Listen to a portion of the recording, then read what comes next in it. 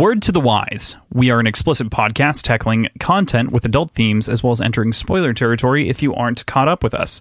This week, we are going to be talking about chapters 36 through 43 in Iron Gold by Pierce Brown. Should be a fun old time. Just make sure you're caught up there. We're going to be going through this. We don't line up evenly with parts anymore so much in this book, but we will in the next one. But yeah, so keep that in mind.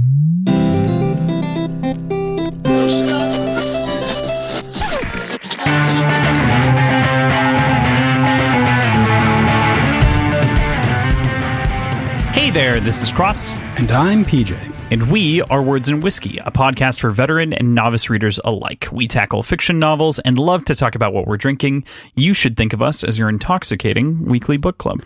Yes, you should, but also now it has crowdsourcing elements to it in that I'm getting drunk on things that I didn't choose. Yeah, PJ is partaking in our first patron voted cocktail of sorts. We didn't have quite enough time to throw it together to do a full, cocktail for the week, but we did source the liquor for your drink. Yes, and the way that worked out was the winners tied at whiskey and rum, so I put together a cocktail with both of them, and it actually turned out really good. I'm excited to talk about it, but first, we've got to talk about what we're actually doing this episode. It is our 7th episode covering Iron Gold by Pierce Brown. We're going from chapter 36 through chapter 43, and I stole this line from you. So first, let's talk about what we're drinking. You did. It's bolded. You're just great. I always read the one bolded episode. Stuff. Well, not in the intro. Okay. It's actually funny because that is the way that it is in the rest of the document, but not in the intro, which is oh wow, silly. Okay, so yeah, you totally you run one of your own episodes, PJ, and you think that you can just steal this, like you think that you can just usurp this throne. It's good to be the king. Right. So what are you having to drink, PJ? Okay, so it's called Canadian Punch, and it's based on a punch recipe that makes like a full punch bowl of stuff, but I kind of took that as inspiration and used all the flavors and ingredients from it, but switched it up a little bit. So for the single serving cocktail, I've got 2 ounces of rye whiskey, 1 ounce of rum, 3/4 of an ounce of simple syrup, the juice of half a lemon, a bunch of muddled pineapple chunks, 1 big ice cube, and a few thin lemon wedges, and I grated nutmeg over the top of it. So it is very much a tiki drink. It is delicious. It hits you a little bit right away, but after you're used to the burn initially, it is such a nice, like, tropical just sipper. I love it. It turned out really, really nice. I like the idea of the like muddled pineapple chunks and whatnot. Yeah. It's pretty good. Yeah, so the recipe as it called for like small 1/2-inch rings of pineapple, basically just cutting a whole pineapple, cutting it into rings, and then soaking that with like thin slices of lemon. So it doesn't call for lemon juice at all, just thin slices of lemons, and letting that soak for like 3 days to get the flavors all marinating. But I figured muddling and then juicing the lemon was a quick way to do a single serving drink. Yeah, it would get you that result. That makes sense. Yeah. What are you chasing it with? I'm chasing that with I figured we've done enough IPAs lately, and we've done enough like smoothie sours. I wanted to go back to like a nice tart sour. It is the Violet Underground it's a collaboration brew between the Wild Beer Co. and Firestone Walker Brewing Company. So Wild Beer Co. is out of England. Firestone Walker, I think, is out of California. So it is a wild ale aged in wine barrels with raspberries and candied violet petals. So it uses just wild yeast strains, usually Brettanomyces or whatever's floating around in the air, to create this sort of funky, sour beer that's not like overly sweet. And that's a lot of the really popular sour ales right now are very, very sweet and very, very fruity, and this kind of just, it cuts through. It's just a tart, sour, light drinking beer. Very, very effervescent, very bubbly. So I'm excited. Awesome. Sounds really good. Yeah. What have you got? I didn't change formulas that much from last week. I am having a Tom Collins, which is basically just a slight modification on gin and tonic. Basically, all it really does is add simple syrup. It adds sugar to the mix to give it a little bit of a sweet back. But as opposed to just kind of going the classic Tom Collins route, I ended up buying elderflower tonic. And let me tell you the difference that makes, because it is fucking delicious. Like, I like a Tom Collins. It's a good drink. It's a little bit sugary. I prefer a gin and tonic over a Tom Collins generally. But Jesus, with the elderflower tonic, I'm just, I'm at a loss. Nice. So what kind of gin did you use? So it's the End of Days barrel rested gin from the local distillery here in Wilmington. I've said this before and I will say it many times, but it is the best gin that I've ever had. Yeah, send me a bottle, man. I fucking no, it's good. You can come here and get it. Fuck you. Okay, fine. Yeah, no, it's really good. It's like, so for gin, for that barrel rested stuff, it's like $40 a bottle. The regular gin is like 23 or something like that. And boy, oh boy, as though I'm not going to upgrade to the barrel rested every single time from now on out. It's just too good. It's just, it's so, Good to hear. And then I'm chasing that with a Sycamore Brewing Company, which is another. I've had many of their beers. They're from, I believe, Charlotte, if I remember correctly. Their mainstay IPA is called Mountain Candy, and this beer is their double IPA, which is called Double Candy.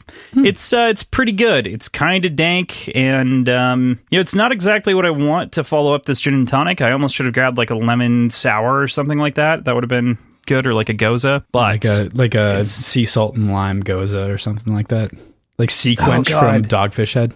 So I had Stone's, I think it was a sea salt and lime lager, and it was not good. Oh, I had it when Neil was here, and I tried it at Pour, so I only did like a 2-ounce tasting of it, and I like nearly spit it out, and I can't remember the last time that like any alcohol made me feel that way. I was like physically offended. I just tasted like I was eating beach. Well, that sounds bad. Yeah, it was. It was very bad. Very bad indeed. If you just give me a second right here, I'm going to search up El Catalina. I'm trying to think of who it's by. Inbound, maybe? Fuck. I don't remember. I can't remember what it's who it's by, but there's a beer called El Catalina, and it's this lime goza with that's barrel aged in tequila barrels, and damn it, does it taste exactly like a margarita. It's really good. Mm-hmm. But I can't remember who it was by. I've had a lot of beers in that vein that have been great, but this one just upset me. Yeah, that's deeply frustrating. Sorry to hear. It's okay. It happens. So with that, let's go into last week's predictions. So we've got 2 to talk about from last week. The first one is, how do our boys get out of this pickle? TM. And boys you TM. Said, yeah, TM. I think they'll share their identity with Dido and Serafina, since they seem to have a mutual enemy, as a means of getting away, potentially offering their services. I will make the case that I'm not entirely wrong. You're not entirely wrong. But you're like, I mean, they both have revealed their identity. You're completely wrong on Cassius. Does he not reveal his identity? No, it's revealed for him. Okay, fine. I'll concede that one. Lysander, though, but he's not offering any services. What he's doing. No, not yet. Yeah. Okay. But I think the next line in the Lysander chapter that's coming next will be, "Let me offer my services." I think you drink for that one. Okay. At least on the front of Cassius. I will. It's also sad that we can basically no longer call them our boys. What do you mean? Well, the band is kind of broken up. They're still our boys. Our boys are just fractured. Okay. Fine. And then the secondary question that we got a resolution to here is, does anyone in Ephraim's squad die next week? You said yes, Dano does, and yes, he did. But Syrah also died, so I'm gonna say we both drank for that. I'll accept that. Tasty. I think Good stuff. That's a fair answer. Mm-hmm. Yeah. And my other question, is that getting pushed to next week then? Correct. That one isn't answered this week, so it just gets moved into the next one. Let's just say it out loud again, just so people have a refresher. The question was, does Apple live through the upcoming task? And it... Oh, God. All right. Well, I said, unfortunately, yes. Equipped with something, army ships. Which is only made extra funny by your prediction at the end of the episode. Crossland. If you haven't been able to tell yet, my predictions are entirely based on temperature and mood. Like, it has nothing to do. I'm like a mood ring. So you're the chameleon of predictions. I am the chameleon of predictions. It is not anything to do with what I'm actually thinking as far as the text goes. It's just in the moment, what am I feeling? And so can I say I retract my last one and go with the Deadpool that I put forward? Absolutely not. You have two conflicting answers. I have conflicting answers, so we're both drinking for both of them.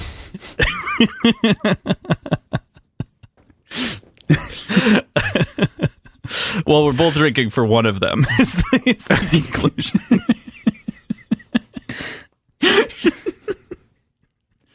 It's good. It's good. The interesting thing here. Go ahead. Sorry, continue. Oh, no, I was just going to say, the interesting thing here is that, this one can actually go longer than the sort of time frame that you've set on the Deadpool. So that's the only reason that I this one could technically go on, do you think that this one's going to be answered next week? Maybe not. Then I'm drinking for both. If that's the case. There is. I see your point. That has to do with your own choices. There's been no spoilers here. It does. You're right. Side note, just off the wall. I decided to shave my head a couple days ago, and it feels really weird on my headphones. Like, my headphones feel really strange against my head right now. Squeeze. Okay, so with that, let's get into the chapters. So we start off here with chapter 36, Lysander, Dinner with Dragons. We're going to spend a lot of time with Lysander this week, just so everyone knows, like a lot. Like most of this is with Lysander. Yeah. So it's like half the chapters are Lysander, right? Yeah, and like 2/3 of the content. Yeah, that too. But yeah, so moving forward with chapter 36, Dinner. Dinner means cooks. We have a whole chapter that rotates around meals and customs and rice. And cooks, baby. The Browns kind of coming around, divvying out the meals is interesting. And there's a whole lot here. What did you make of like the political machinations and the customs that we find here? The customs were really cool. It was the whole dinner was really cool in that we got to see these kind of asinine customs that don't mean anything at all. And they still just stick to them, like waiting before eating when they've been served as a means of proving that they have control over their human desires and shit like that. There was the explanation of why there's a food shortage and why they're eating like rice and a small portion of fish. For whatever reason, I don't believe it. It seemed suspicious the way it was described. It seemed not a big enough problem to cause such a huge shortage.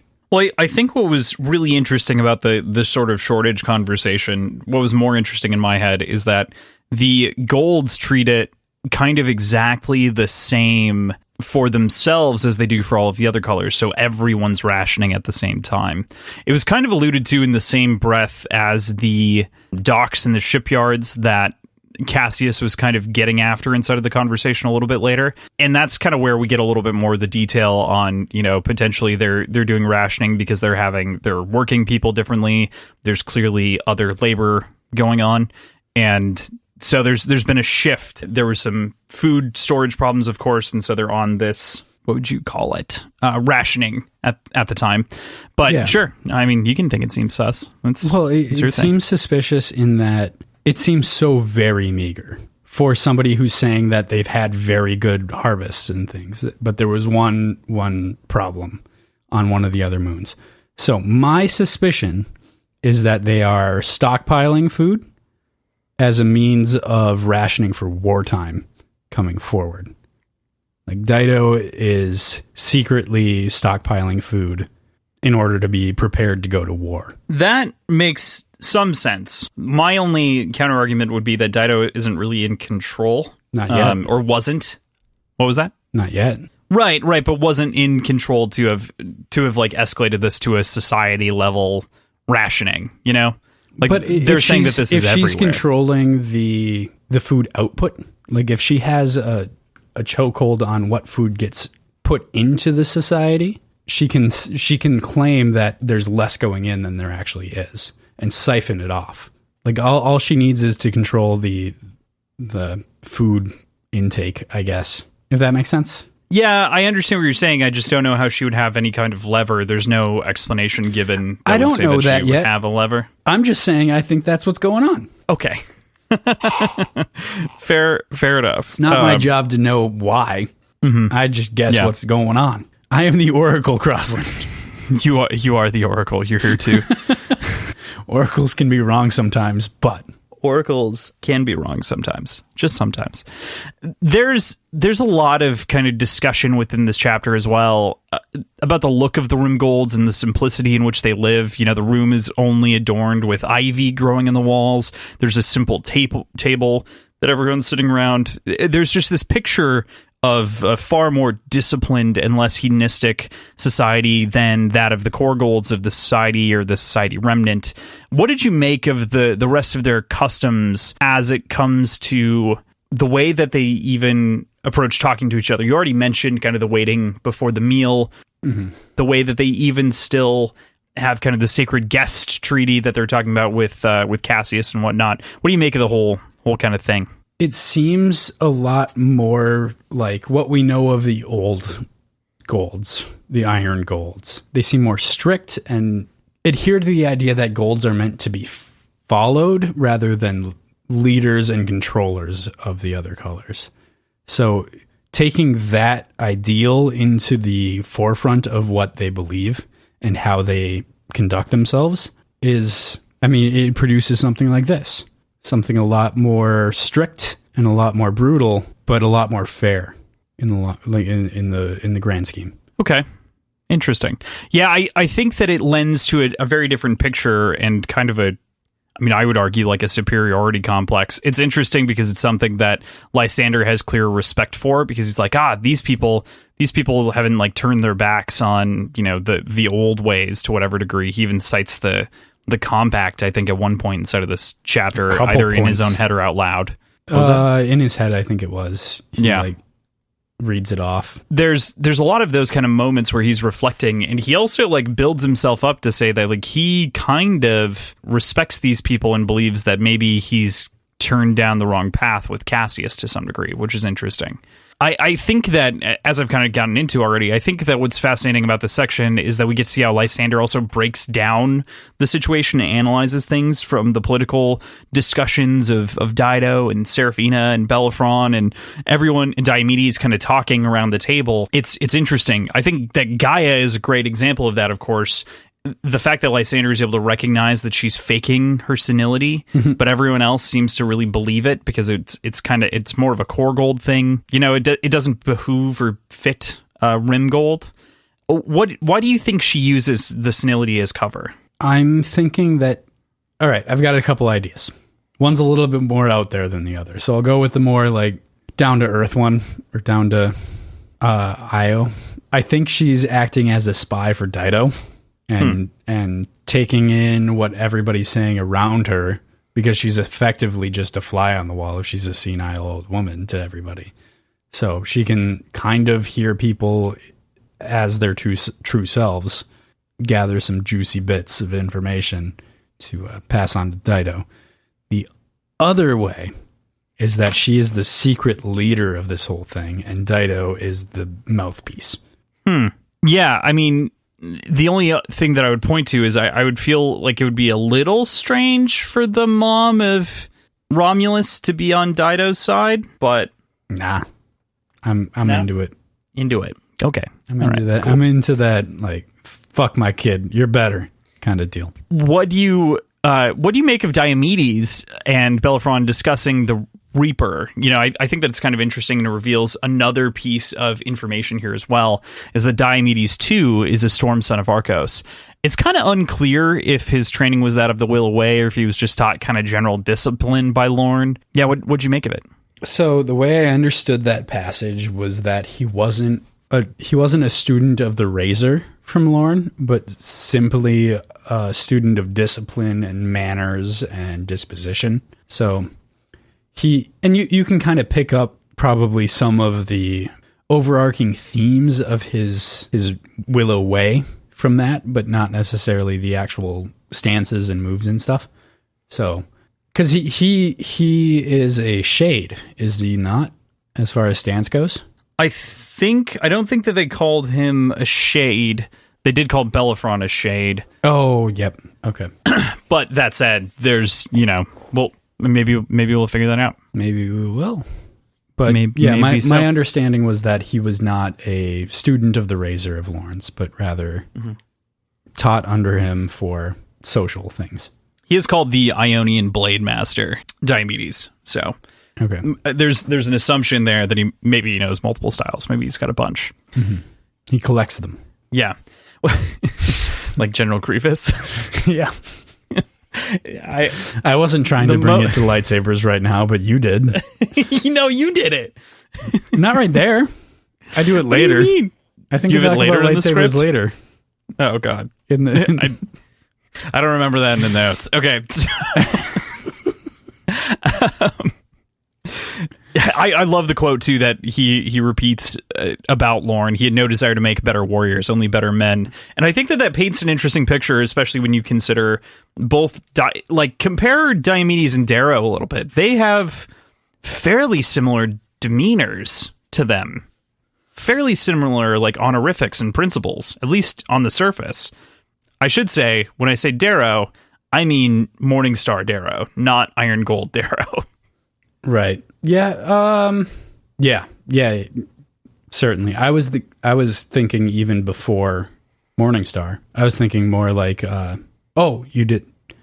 Did you say Morningstar or Golden Sun? You might have. I said Morningstar. Okay. I meant Golden Sun. Sure. So before it was well known who he was, and a lot of his actions and a lot of his speech and a lot of what he does in general was to create a facade that would make it difficult for people to know who he truly was, if that makes sense. It's a lot of acting, and he's being truthful in a lot of it, but he has motivation to act in a way that is proper and disciplined, like a very well disciplined and well trained Gold would be. Mm-hmm. Yeah, I mean, especially when you lean into his belief in a lot of the Rim customs, right? Everyone else at the table is more than willing to break those customs in a matter of minutes. But it's interesting because he's still standing up as best as he can to, ensure that the beliefs of the Rim are upheld in a sort of old guard kind of way. Right. In a sort of I'm the oldest snobbery. Okay. You know what I mean? We're both old. This is fine. We get it. I get it. Protecting the moral and ethical components of what you're taught. Don't do that. Why the fuck would you do that, idiot? It's against the rules. But, I was never like that. Oh, well. I absolutely reveled in anytime my siblings got in trouble for things that I knew they shouldn't have been doing. That's fair. That's fair. I like the idea that Romulus and Dido are this fairy tale on Mars, like love story, the story of love crossing the stars. But the reality that Dido paints is just far more grim and I think interesting. One of being constantly at siege, living out here under attack of all kinds of different variables. As such, almost all the people are treated the same, like we said, albeit they have their place in the hierarchy of society. What do you make of the Rim then, given all this kind of new information, especially about the sort of, equality is not the right word because it's obviously not equality, but how seriously they treat the sort of different stations and how they actually do kind of treat Gold as a shepherd for humanity.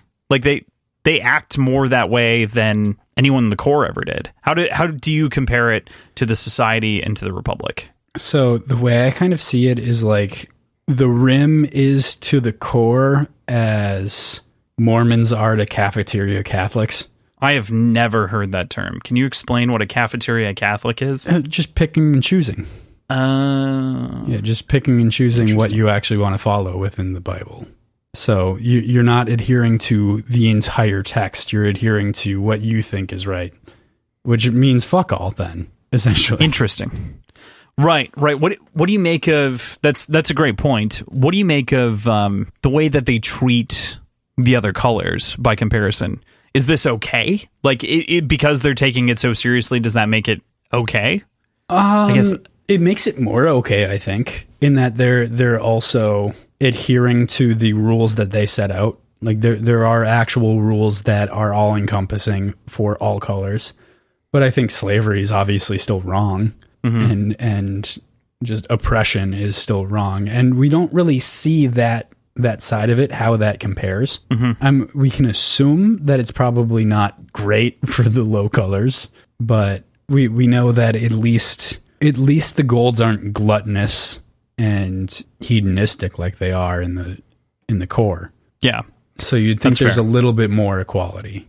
Not equality is the wrong word, but a little bit more. Oh God, how would you describe it? What word am I thinking of here? Any help? I can't. I that's also what I was struggling with earlier. Like, I didn't like the idea of saying it's because it's not equality. It's sort of like fairness. Like, fairness is the wrong word too. Fairness is also the wrong word. I was going to say like fairness to their job description. You know, like you don't have to do anything outside of your job description. Which is not great. It makes it seem like there's less abuse of power, though. Sure.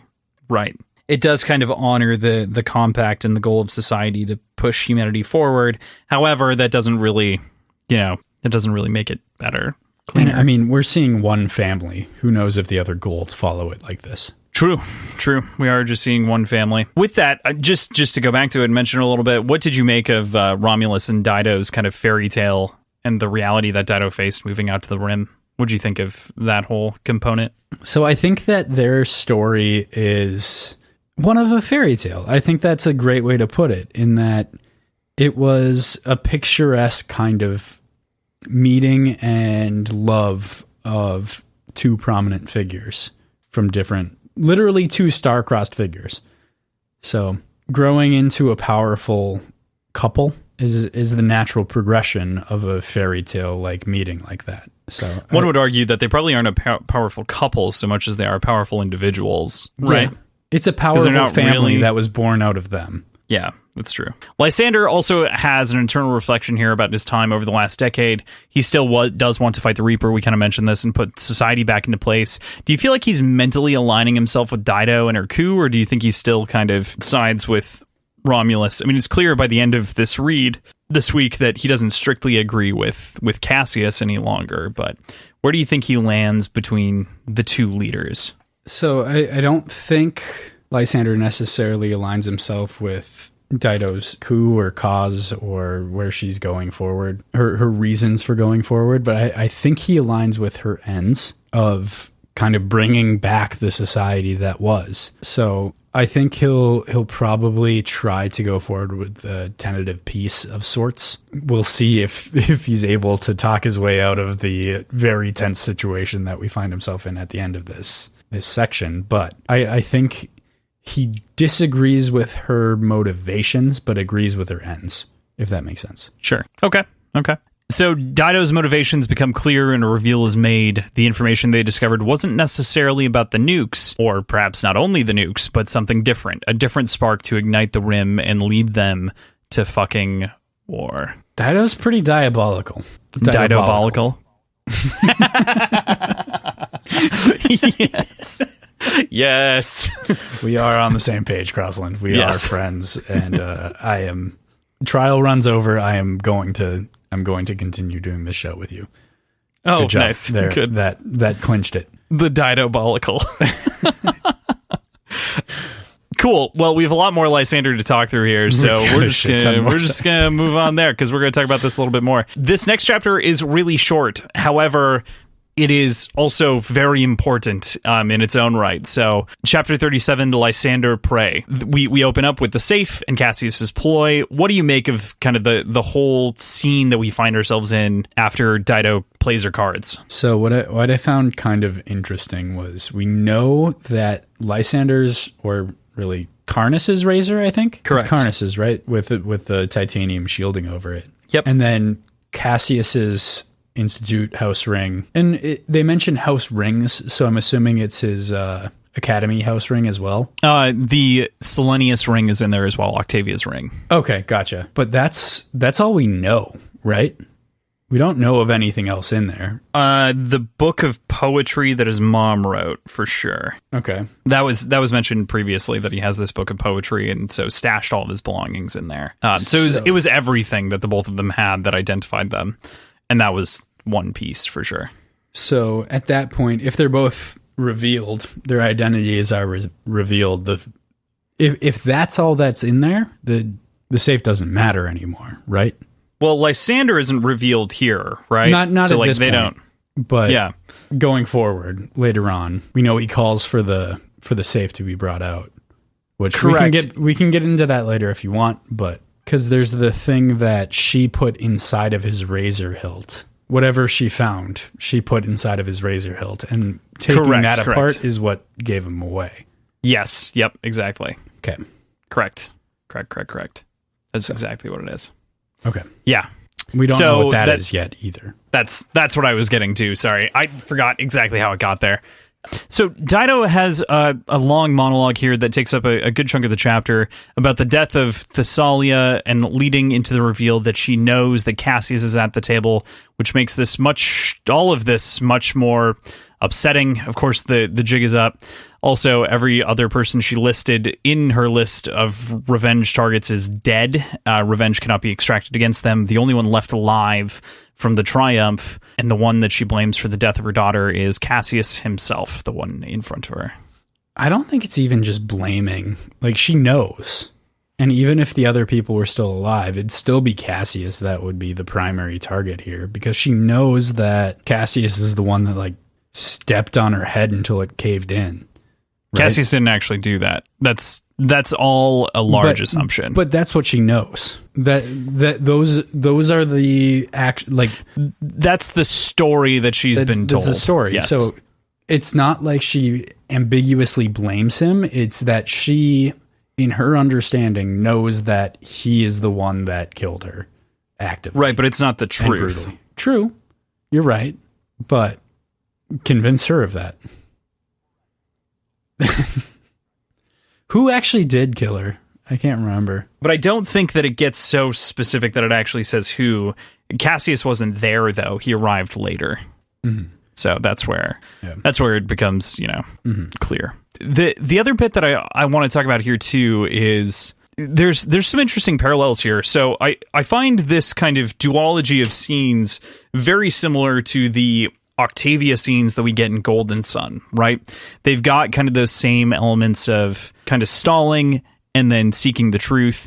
It's also interesting that we have two very powerful women in the chairs in both of these scenes, which I find fantastic from a representation and writing standpoint. It's excellent to have this sort of characterization and these powerful women making moves inside of the story is wonderful. What do you make of kind of the comparison between Octavia and Dido here? That's a good question. A comparison that I've never really thought about making, but at this point they're both very much in control of.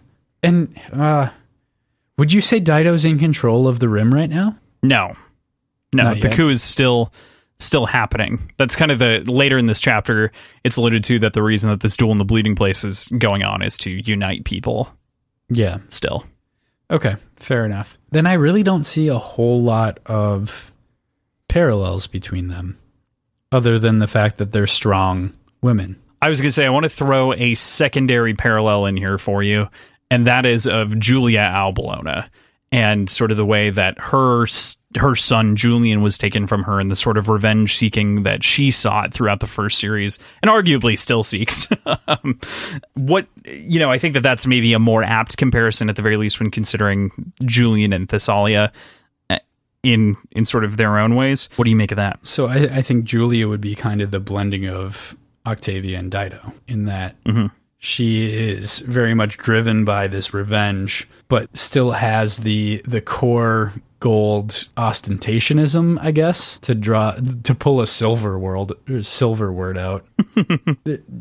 Indulgence. Like there's still the indulgence of the core golds and the lack of restraint which Dido possesses. So yeah, I think that's really interesting, because Dido is this core gold who's been shaped by rim values, and so she has this sort of brutal edge of Julia and Octavia, but also understands more keenly, I think, than Julia for sure, or the very little that we've seen of Julia, political moves and how to make and take these sort of steps to move her agenda forward. It's really, really interesting and fascinating reading throughout the section and seeing her kind of move her chess pieces into place, as she's been doing kind of this whole time. For sure. Yeah, she's been playing some 3D chess here. It's been diabolical, to say the least. Yeah, diabolical, to say the least. With that, we'll move into chapter 38, which is another Lysander chapter, Grusili. Man, I really like Diomedes. I really like Diomedes. I think that he's a great character. He's got a backbone. He kind of reminds me of Lorne in some ways, but more modern, a little bit less aloof or beholden, perhaps. But I love how Diomedes is like, Mom, I'm not an idiot. That can't be Cassius. You're making this big assumption that it's Cassius out Bologna. That's not it, man. Yeah, it can't be him, Mom. I know him. I've seen him. What a dumb idiot. Dido's such a dumb idiot. She can't even see that's can't even see his face. can't even see it. And then the fucking monster dude, the Grusili. Oh my gosh. Bruce Lee.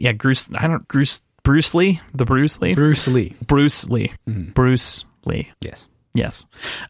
It's straight out of a horror movie, man. The way it sucks and gurgles and the flesh is just bone chilling, and the milky residue that's left and the blood dripping off of his face just feels, it's so cool, but it's also just yuck. So it did kind of lose me a little bit, in that this just abyssal creature, whatever depths it crawled out of, how is it able to undo the procedure that Cassius did to himself when it explicitly was described as changing his actual bone structure, as opposed to putting a mask over it? It actually changed his skull structure. Correct, with cortisol injections and stuff like that. So I'm sure the tentacles, there's a description here. She says it eats masks, is how she describes it. It seems weird that it can break down bone and calcium deposits into what it used to look like. Yes, it's a mass of puncture wounds and thin trails of blood. So it's very clearly tracking wherever the injections and wherever the molding was taking place. Okay. It's not perfectly described, but I would say that's the way that they describe it, with a massive punctures. I'm sure it just sticks tentacles in and then is feeling around for wherever there are injections and then pulls it back. I'm sure it's a horrifyingly painful process. Yeah, I can't in the same way that good. Yeah. Squeals like a burning worm and rides in the air over Cassius's face. Ugh. Push past the layers of pallid flesh towards his face. Bleh, bleh, ugh. Bleh. Bleh. It's crazy. It's horrifying. It reminds me kind of I think of the alien creature to some degree, but not quite. It's got to have way more tentacles and be way uglier. I like the way that you called it an abyssal animal, because it's clearly from the depths of the Mariana Trench, or it's something like that doesn't see light. Just awful. They described it as a slug too, though, or slug-like with tentacles and apertures that the tentacles come out of. So yeah, I don't know. There's a whole lot of description there. It's like an arachnid slug with tentacle spider-like apertures. legs. Yeah. Like I don't understand how all of those things come together as one creature that makes sense evolutionarily. Well, it's clearly a carved creature. Well, That's where I was going. Like it's very clearly carved. But certainly. Yeah. And then, of course, we have Cassius now revealed on the flesh and completely himself again. I love this line that he recants to the whole audience here. You all think you're the chosen people, the keepers of the flame. Please, you know how many have thought that? You're just like the rest. Too vain to realize the flame was dead before any of us were ever born. I mean, he's got a pretty good point. They're definitely self-righteous, but they seem to have their priorities pretty straight in regards to how to exist within the society in relation to the other colors. So there's vanity, but at the same time, at least they're kind of cool about it. I don't know the right way to describe it. They're kind of cool about it. Yeah, they're not super racists. They're just kind of racist. You Comparatively, yeah. Right? Like, I mean, yes. No, you still have to condemn their enslavement of other people, but at least it's better than the core. Yeah, I actually, in a little bit in the way that Lysander reacts, I think I kind of empathize with the way, or sympathize with the way that he's thinking. I don't empathize with Lysander whatsoever, but I do sympathize with kind of his thought process here, where Cassius is imprinting a lot of the core on everyone else and is imprinting a lot of his experience as a way of retribution for his past errors and sort of all of the blood that has followed him throughout his life, all of the mistakes that he's made.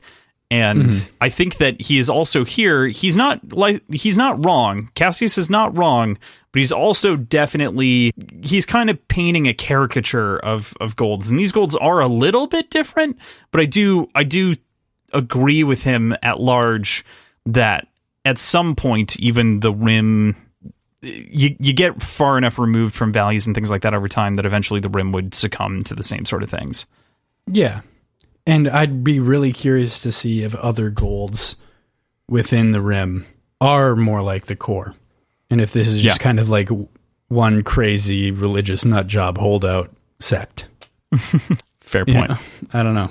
That's a good point. And I think that is, again, it is something that would be nice to see more of. We do get a bunch of other family names, and we do see them kind of gather around, just like we did in Morningstar, but that doesn't mean, we really know them as well. And that also doesn't mean that they actually adhere to those principles when they're outside of the Raw family estate. Very true. I mean, you don't have to look that far, actually, even to just see Bellerophon and the way that he kind of acts and responds. And he is very similar to Carnus, and I would argue to some degree Titus. Mm-hmm. Yeah, I'd agree. In sort of behavior and mannerisms. Yeah, I'd certainly agree. So, but we also find out that that Dido doesn't actually know who Lysander is, and she assumes him to actually be a brother of Cassius that survived the purge of the Jackal, and names a couple of names that he could be. I mean, it's a pretty reasonable assumption, especially the way they act together. They definitely act like brothers. Mm-hmm. And I guess act in both, like, just the way they interact with each other, but also when they're actually acting and pretending to be brothers. But I think it's a perfectly reasonable assumption to say, okay, these two are probably both Bologna children. Yeah. I'm still confused as to how she knew.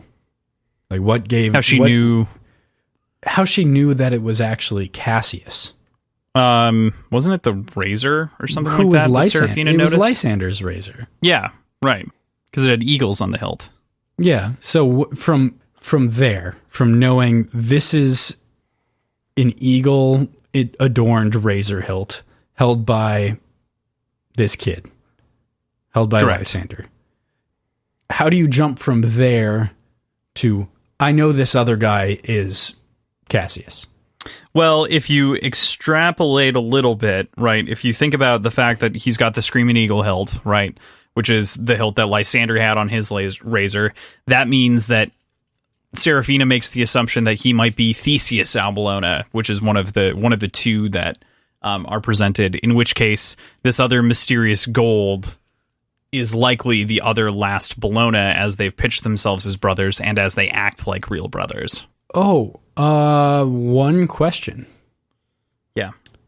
Did Cassius do the... Seraphina was on the ship when he altered his face, wasn't he? Or wasn't she? She was already there with them. Correct, but passed out. The entire time? I mean, she was in a different part of the ship, too. Okay. Yeah. Okay, fair enough. I don't know. It's a jump. It's a jump of assumptions that seem to be a little bit more flimsy than what somebody would want in an accusation like that. With that, Diomedes refuses the Dido's offer, of course, of entering into the blood feud to kill Cassius. Seraphina is determined by Dido as likely to die and therefore ineligible to partake in the blood feud. But Bellerophon, the son of Alisau Ra, steps up to the plate and challenges Cassius to a duel in the bleeding place. Dope. That's pretty fucking dope. But, I mean, here we go again with Cassius, right? Mm-hmm. Like, yeah. How often is he going to find himself in blood feuds ending in the bleeding place? Like, more than most people, I think. Yeah. Cassius is definitely, I mean, he is renowned as one of the best duelists, or the best duelist of the corps, right? So it only makes sense that he would find himself all over this. And trained by Aja, no less, which is also interesting. Mm-hmm. There's a lot there. I mean, if he keeps doing this, he'll significantly lower the percentage of people that come out of fights in the bleeding place. At its standard, it's 50%. But if he's constantly constantly still coming out, like 45% of people can get out of this one-on-one combat. Yeah, it's not really 50-50 if you enter the ring with Cassius, especially considering what we know happens later. Exactly. Cool. With that, chapter 39, Ephraim, Lion's Den. So we move back to our heist where we had left the last week off with Lyria, and we're switching perspectives to Ephraim here. We find out a lot about Ephraim was doing, that he basically pulled the ship out of air post the EMP with a gravity well into a temporarily secured bunker, while also pulling in a bunch of other things along the way. And the prize is abducting Pax for the Syndicate. So I'm with you. I think Pax is the actual target, but it's interesting that what we assume to be Severo's child is also taken. It's never explicitly stated. The only thing that tips it off is the use of the term hatchet face. I mean, it's never explicitly stated, but it's clearly understood to be. It's not even a moment of dramatic irony. It's definitely, they know that it's the Julie eyes, especially given later information. Like they're very aware. Okay, fair enough. Under that assumption, knowing that it's those two, I don't think this is malicious towards the kids. Okay. I think that taking them is ridiculous motivation for controlling the Sons of Ares. You can get the entire Howler battalion to do basically whatever the fuck you want if you have their kids as hostages. Okay. Why do you think the Syndicate wanted Pax? And by that I mean, I understand what you're saying where the Howlers can do anything. What's the end game then? That I'm not sure yet. I don't know the Syndicate well enough, and I don't know what their affiliations are.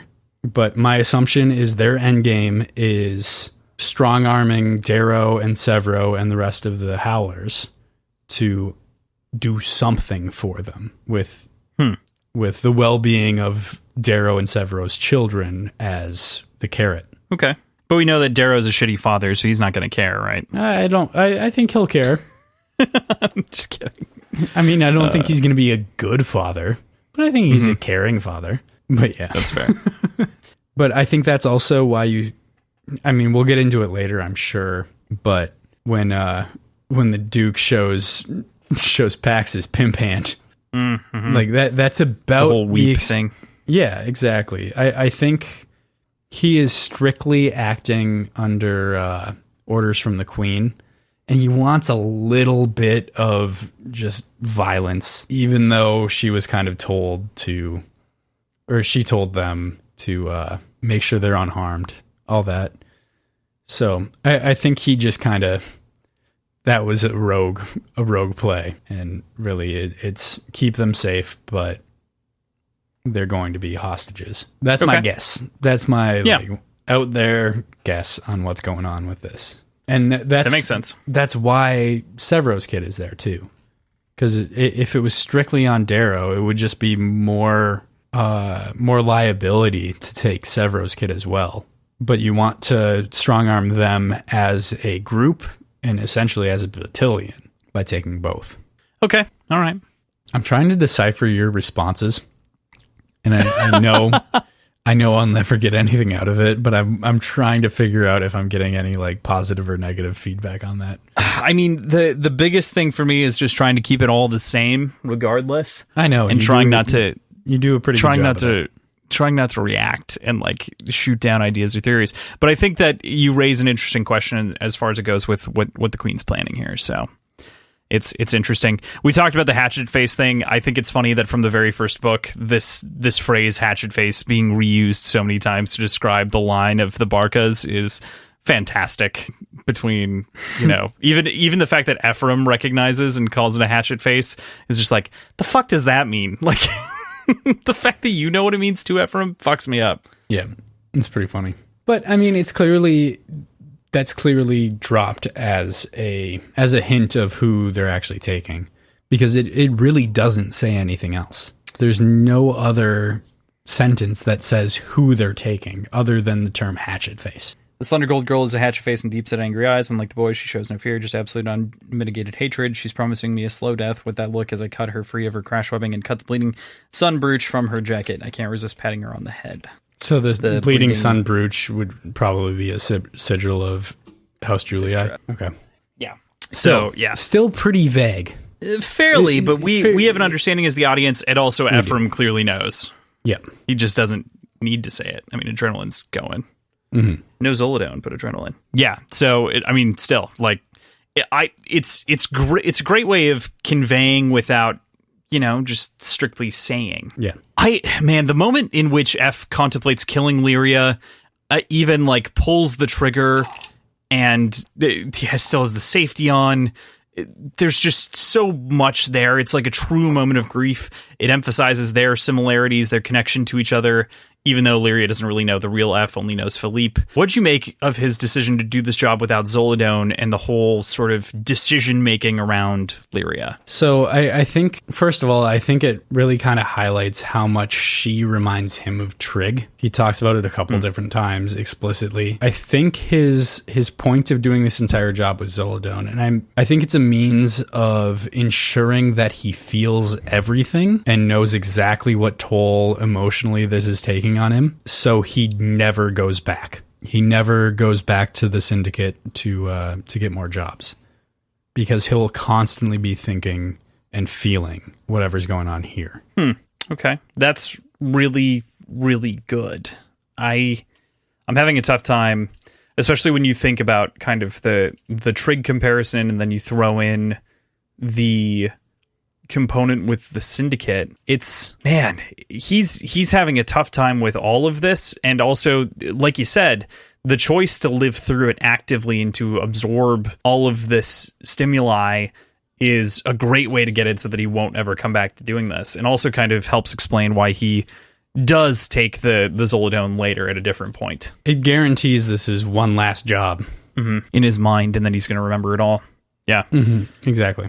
He's reflecting on Lyria a little bit here, and the moment that they have where they're sucking down oysters. This is a little quote. It was like seeing a child laugh at an adult's joke, so proud to feel accepted, but still self-conscious, wondering if their ignorance will be found out. And, man... It's such a good analogy. It just makes you wish that Lyria could just be happy. Yeah, she can't. she can't catch a fucking break. No, she can't. God damn it. She had a little bit, though, for just a hot second. Just a hot sec, Lyria had a good life. Kinda. I mean, the pretenses were bad, so there's She was still on shit duty for the giant fox that had higher station than she did. Correct. Yeah. And then Dano shoots the drunken bear of Kavax in the chest before he punches his head clean off of his spine. A white root of spinal cord juts upright into the air. And I think it said something about his head bending so far that his ear was touching his shoulder. Just fucked. It's so fucked up. Mm-hmm. Messed up. Seriously. There is the mention of reinforced knuckles, and it's not entirely clear whether or not that's like brass knuckles or like an external like armored portion, like a portion of his armor that goes over his knuckles, or if it's just like anatomically his knuckles are super fucking hard. I'd assume it's anatomical because I don't think he's wearing armor at this point. There was no expectation of anything, you know? It's just, it's a weird way to describe his fist then as reinforced knuckles. Well, comparing it to like other anatomy, I guess, like other colors anatomy is where my brain goes. It's like, yes, he's a gold. He's got reinforced knuckles. Like naturally his bone density is thicker. Okay. That's fair. But it also could be like an implant. It could be implanted like reinforced knuckles too. I see it third option. Yeah. Either way. Yeah. Yeah. I don't see it as something external. I don't see it as brass knuckles. I see it as either his physical bones or implants to do that. Mm-hmm. Ugh. Sorry, Dano. Bad time. Sorry about it. Bad news bears. Shouldn't have stolen from that gold woman, huh? Also, Volga shoots the shit out of Kavax. Yeah, she does. Blow like 2 giant holes in him, and like his arm, I think, if I remember correctly, his arm, his hand. Bone. Yeah. Or like his bone is exposed or something. Dude's not having a good time. No. Or he's having a great time. He's the kind of person that would be having a great time with this scenario. I don't even think he shouted his name, you know? No, he shouted Pax. Yeah, right. He was shouting after Pax, right. In a kind of gurgled way. After escaping, Ephraim slams a couple of Zoldone and refocuses on the mission, helping the Yellow and Violet complete their job of cleaning up the kids of any trackers or identifiers. And then, because cool guys don't look at explosions, they blow up everything they used and make their getaway with their prizes. Good. Very good. They do mention checking and like double checking the radiation stains. Do you think it's very expensive to apply like a radiation signature? Because I can totally imagine like daytime holo ads for child staining radiation services to keep your kids safe. That's so funny and probably very real. Yeah, I'm sure it is. I'm sure like on gold holocan, right? Holocan, yep. Holocan. Yeah, just gold channels if they're segregated that way, which why wouldn't they be, right? I can imagine just, do you know where your child's at? Add this radiation signature. You can track them whenever. Which is, I mean, literally an episode of Black Mirror, but also literally real life right now. So yeah, I mean, you can just get yourself an Apple tag. Yeah, exactly. For your cows, I guess. I don't know. By the way, I very heavily am considering getting one if I can find a way to attach it to my puppy's collar, because that would be a really good way of keeping track of my dog if he ever gets out. Yeah, they do have collar attachments. Okay, good to know. I'll probably be purchasing one of those. Yeah, I think one of the cool things about the Apple tags themselves is battery replacement is very easy. Yeah, so which was not a thing in Tiles for a long time. We could go on and on about that because that's I think that's legitimately one of the best recent Apple like innovations that gets brushed under as just stealing Tiles idea, and it's a lot more than that. Right. It's something that they've been building technically for a long time. But it's also just the functionality is a whole lot more than what Tile actually offers because of the network of phones. Correct. Yeah, that's what I meant by like they've been building it for a long time is because of the network of devices and like all of the whole thing.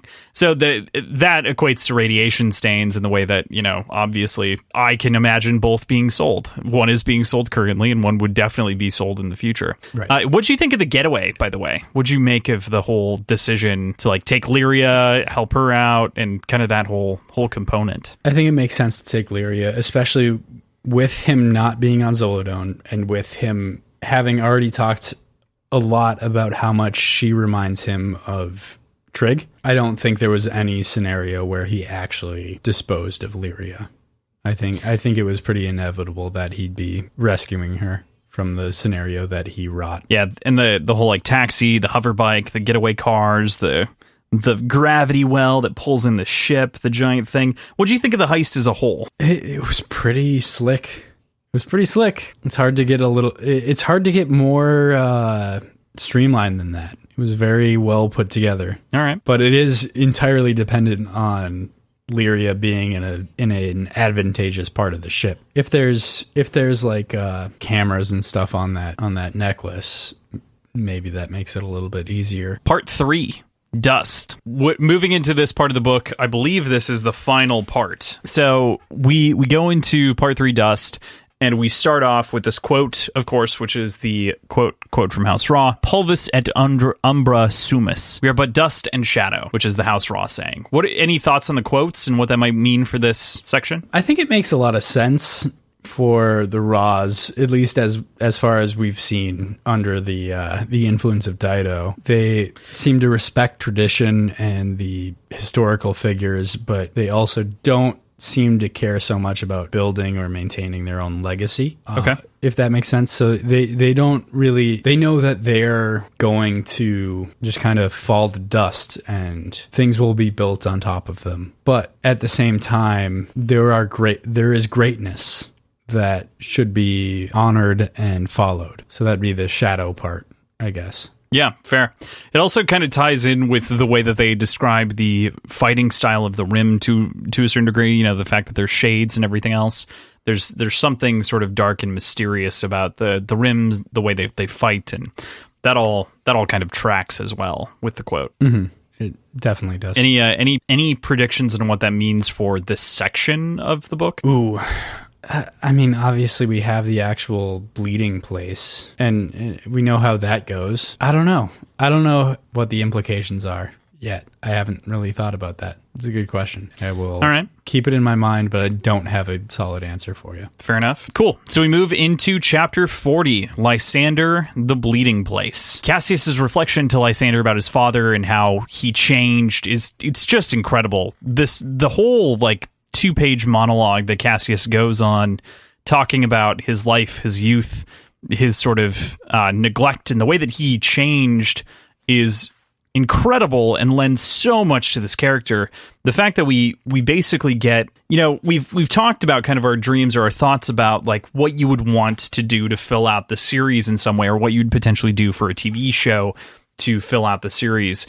And I think that this is actually a great example of something that would fit in Golden Sun and Morning Star, right? This little story right here would fit very, very well instead of that framing cutting away to Cassius and kind of the way that he earns his place with his dad, or his sort of faith back from his dad. What did you make of the moral redemption, growing up, and change that Cassius sees, and the whole story of the white Edelweiss flower? So I think it only makes sense for this story to be in this book, because if it was earlier, we would be... I think the payoff of the twist at the end of Morningstar would be a lot less strong if we had some empathy with Cassius.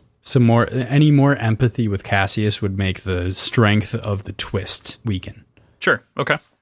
So I agree. I think it would be a very interesting story to put forward in previous books, but I think we needed to have Cassius be kind of a dickhead. Oh yeah, by that I meant more of the adaptation side of things, not necessarily the books themselves. Even in the adaptation, I guess if you're approaching the adaptation with the assumption that everybody watching it has already read the books, but I think that's a naive assumption. Well, I don't think that it's folly to say that he could redeem himself and then appear to redeem himself and backstab Darrow, but then actually not backstab Darrow. You know what I mean? Going back to Morningstar, if he earns this redemption, this emotional redemption, and then backstabs Darrow, killing, quote, Severo, that's a big deal. That's a really big deal to see. The hanging scene where Severo saves him feels like a bigger deal because he's earned some kind of moral redemption. And then when he finally turns on Octavia, you realize that he's become this moral, upstanding man that his father wanted him to be this whole time. And I feel like that can pay off properly if set up right. If set up right, and if he is either is an intimate point of view or is close to an intimate point of view for the story. It would be interesting to see if they follow Darrow strictly or if they start doing like what this book does and split it up. I think that makes more sense narratively, but yeah, I think you'd kind of have to in different components just to lend a little bit more to the story. But yeah, approach it more Game of Thrones TV show style. Like, yeah. Split up the narrative. Yeah, and you could create whole scenes out of, while Darrow's at the academy, you could create different scenes with Cassius where he's dueling his way through the Luna duels, right? That they talk about here as well. Mm-hmm. What do you make of the story of the White Edelweiss though, and kind of the character moment that we get here in this moment? Not thinking about the adaptation or anything else. I mean, I think it's a beautiful story. I think it's a story of a father seeing his son in the eyes. I mean, it's a little bit fucked up in that Cassius's father was never like understanding of Cassius until he became more of a worthy warrior, basically. But I don't think it was so much warrior. It was more that he was fighting honorably. Okay, that's a good point. You're right. Fair enough. My point still stands is that it's beautiful to see that progression. The emotion that comes with it over Cassius really humanizes him a lot. Right. It definitely does. I love this quote as well that Cassius says, "I'm afraid because this world is all that is. Karnus was right. But who knows? Perhaps the darkness will be kinder than the light." It's just it's a wonderful kind of reflection on sort of the differences between the two of them, between Karnus and Cassius. There is sort of even a hopeful tone in this moment of darkness and despair for Cassius, where he sees this as his moment to die. So we're to assume that this comment Lysander sees as an inside joke is the quote from Karnus that's like, all we have is our shout into the void or shout into the wind or whatever it is, right? Am I reading that correctly? Correct. So we all die and the universe will carry on without care. All that we have is that shout into the wind, how we live, how we go, and how we stand before we fall. Okay. So, I mean... And this is definitely his stand before the fall. He's right. Mm-hmm. I would be inclined to believe that Karnus is right in that sense. But it's interesting to see this from Lysander's perspective, who calls it an inside joke. And I mean, it's something that we know because we know, of course, the quote because it's oft repeated by Darrow inside of his own head in both this book and the last one. Right. And it sticks around and lingers on the edges of everything with Karnus. So, yeah. It does. The argument between Cassius and Lysander no longer pulling punches, I think, is fascinating. Lysander says, "You opened Pandora's box. Now you've spent these years trying to justify the choices you made." What do you make of their argument to each other about society at large and otherwise? I think this conversation is pretty necessary. Like they're arguing with each other and they're facing each other truly and speaking freely.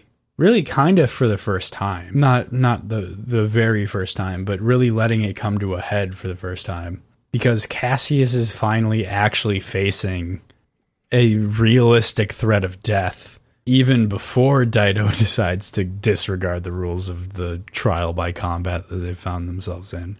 Like, Cassius will very likely die here. He is not on his own planet, so he's not in his own gravity. Like, he has every disadvantage thrown at him. So, like, it does not look good for him.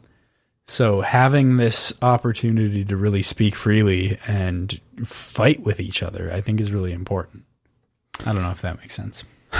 It does. It's so frustratingly interesting. The whole thought of Lysander also blames him, right? Like the whole wolves and letting the wolves in the door and, needing to close it comment. I can't remember if that's here a little bit later, but Lysander's got a bit of a jaded perspective. Yeah, no kidding.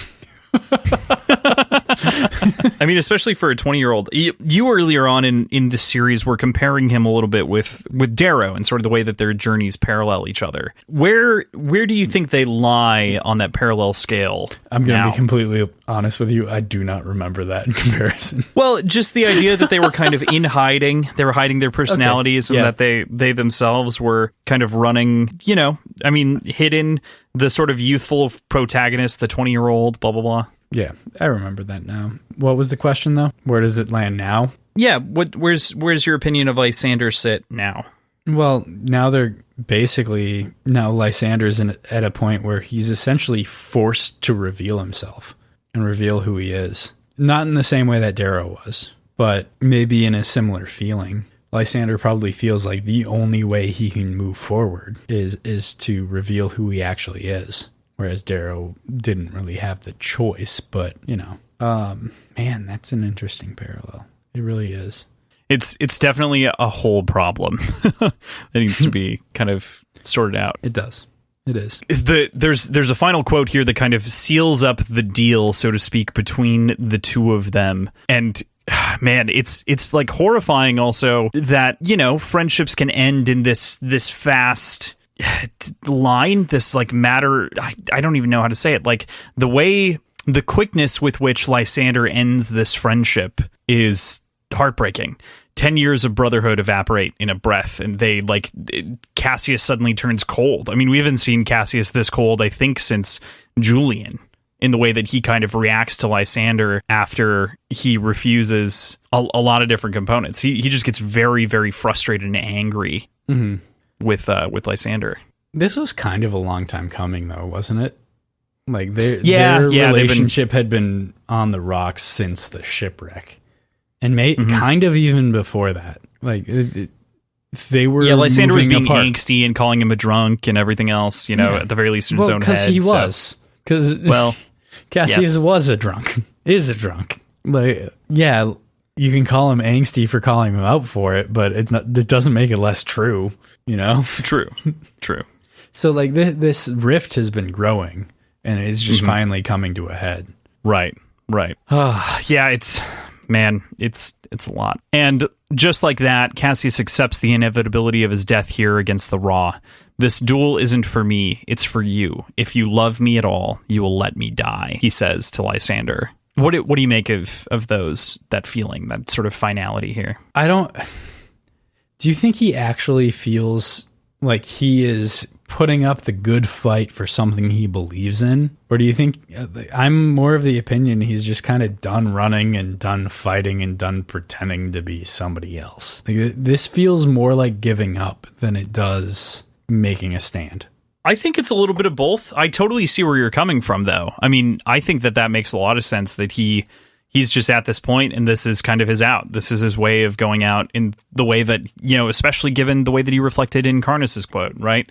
Read it again here. We all die, and the universe will carry on without care. All that we have is that shout into the wind, how we live, how we go, and how we stand before we fall. And so he kind of uses this as a false sort of footing, I would say, this for which to step the into the... Yes, right. Yeah. And he's actually like choosing it to be his shout into the wind, which I don't think you actually get to do, Like, you don't actually, generally, most people don't get to pick what their legacy is. Their legacy is their actions, their choices, their decisions. And so he's kind of falsely stepping into this with the understanding that this can be what I'm remembered for. And I don't at the same time, I don't necessarily agree with you there. I think that's what fits into your explanation of this, though, is that like he is done running, he's done kind of fighting and pretending, and so he's just choosing this as a moment to go out on a high note and in protecting something he feels good about, but is it the best cause to die for? No, not necessarily. But I think if it was, if this was the best cause to die for, he's still choosing to let this be his shout into the wind. And I think that's noble, and I think that's honorable. Going into something that is futile. It's whether or not he was actually genuine about that belief, or if it was using that mantra as reason to give up. But I disagree with the idea that you can't choose what you die for.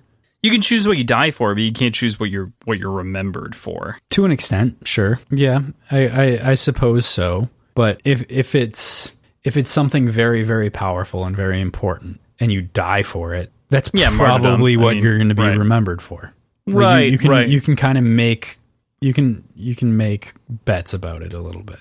Yeah, you can. I would say that you could hedge it a little bit, and I think that that's kind of what he's doing here. I think what's interesting is that Lysander a little bit later is also reflecting on his decision in the moment to kind of choose to die here. Is one because Lysander is imprinting on him and saying that he doesn't want to face all of the Pandora's box that he's opened and all the death that he's created in turn, and the violence that Lysander associates with the Rising and it being the Rising's fault. He pins that on Cassius. I don't think Cassius accepts that or like thinks that that's real. But I think Cassius is definitely exhausted. Oh, certainly. I think it's a little bit selfish in that Lysander's not going to just walk away unscathed from this, you know? Mm-hmm. Like, there's not really many scenarios where Lysander gets to just kind of go home after this showing. Yeah. Unfortunate. And then finally, since the mention of the Bleeding Place books ago, we get a description, and it's basically a Roman amphitheater. Yeah, it is entirely different than what I believed it to look like. I don't know why, but my thought of the Bleeding Place, and I think you're probably going to laugh at me for my description of this, but I essentially envisioned a bocce ball court. Like, bocce ball courts are really small. Yeah, they're not that big, but they're essentially like a fencing. Yeah, I imagine like a fencing like lane. This seems a little bit more reasonable. Yeah, and it's it's not to say that all the Bleeding Places are necessarily the same. Of course, this one is adorned with the dragon's heads that he's looking deep into and whatnot. And there's a lot of great imagery there that exists around this scene that's just wonderful and incredible and intentional. So I think, regardless of how you consider the question that Serafina poses, it raises an interesting and important note for Lysander's character. So it's important to point out, here's the question. The Reaper took your family when you were a boy, Bologna. Can you forget? Can you forgive? And I think that this is really interesting because while it's not directly about the sacrifice of the Bolognas, it is directly about the death of Octavia to Lysander. That's how he internalizes it, and the death of Aja and everything else. What do you think about that quote? Do you think he has the capability to forgive? So it's two different questions, isn't it? It's can you forget and can you forgive? And I don't think he can forget, but forgive is entirely conditional, I think. How so? If Lysander can be presented with the faults and truly understand the faults of his grandmother and what the society was to a lot of the low colors, and using that understanding to see where Darrow was coming from, I think he could forgive, but I don't think he could ever forget. And I don't think he's likely to forgive. I don't think he's likely to see that side of things, but I think it's possible. Yeah, that's fair. Good point. I dig. The next quote here that I love this quote is, "Dangerous game, judging the blade by its scabbards." It's scabbard. It's a fantastic line. It's pretty simple, pretty straightforward, but I mean, it's certainly fantastic. It's obviously a replacement for "Don't judge a book by its cover," but I'd be really curious to see if that idiom is also in use, and this was specifically used for warriors. Like, if "Don't judge a blade by its scabbard" is solely used for like fighting kind of things, whereas it "Don't judge a book by its cover" is still in use. That'd be kind of cool to see. Either way, it's cool to have modern and real world idioms translated into this sci-fi text in a way that just kind of pushes forward the idea that these combat styles were built into and evolved with society. Yeah, I mean, without a doubt, I think that that's a great read on the whole situation. And it's interesting, this situation, meaning, of course, like history and the way that this all parallels. I keep saying that, but I think that it's an interesting way of kind of thinking about it is, do they potentially break down idioms by... I mean, they already break down everything else by these casts and colors. Why not match up and line up the idioms? You know, as much as we get some of the sort of naturalistic language of Goodman and bloodydamn and gorydamn and stuff like that, I feel like there are components of this that have been missing for a bit. You know, there were some early components in the original Red Rising book about like pit vipers and using them as metaphors, and sling blades, and that as a metaphor, and razors as a metaphor of, you know, within idioms, I should say. Feels like it's something that, you know, done a little bit more frequently could definitely expand on the universe. Right. The ensuing combat here, of course, is just amazing. No one writes combat quite like Pierce Brown does. And we also, inside of this, get a new form of Razor or Razor Master in the Shadowfall / you know, what they're referred to as the Shades. And wow. Yeah. More description here is really what got me to thinking about the lightsaber stances. God, the actual description of combat is so fucking good. Yeah, especially the way that Bellerophon is like treated, like he's mentioned as like a scorpion, right? With his stinger dangling from on high, and just the Qatari, in addition, the short sword in addition to the Hasta, and sort of the way that it bears down on Cassius, and he keeps like putting up and dropping his shield, his Aegis, so that he can block individual shots right before they hit, so that he can save the battery. It just small things that are genius. Yeah, it's the little micro movements, if you will. I think especially like the steaming battery after it's described gives a little bit of a nice thing too, where it's like, okay, he's running out of time inside of this fight as well. Yeah, he can only delay for so long. Mm-hmm. But it also it shows how having control over your Aegis is just as important as having control over your Razor, because you could take a couple hits maybe if you just had it on all the time, but being able to very in a controlled way turn it on and off so it doesn't overheat, and so it conserves the actual power of it. It adds an extra layer of mastery to Razor fighting. Mm-hmm. And to Cassius and sort of the whole Willow way versus the Shadowfall stance here too. Yeah, certainly. So Bellerophon is defeated, decapitated, no more, but then Dido calls out the next, and more follow. Cassius carves through the next two fairly easily, but this is all a part of Dido's grand plan. Yep. God, the description of the fights are so fucking good. They're so good. But I'm kind of conflicted here in that if you were to take these descriptions of these fights and actually translate them to screen as they are, they'd be like a couple seconds long each, maybe.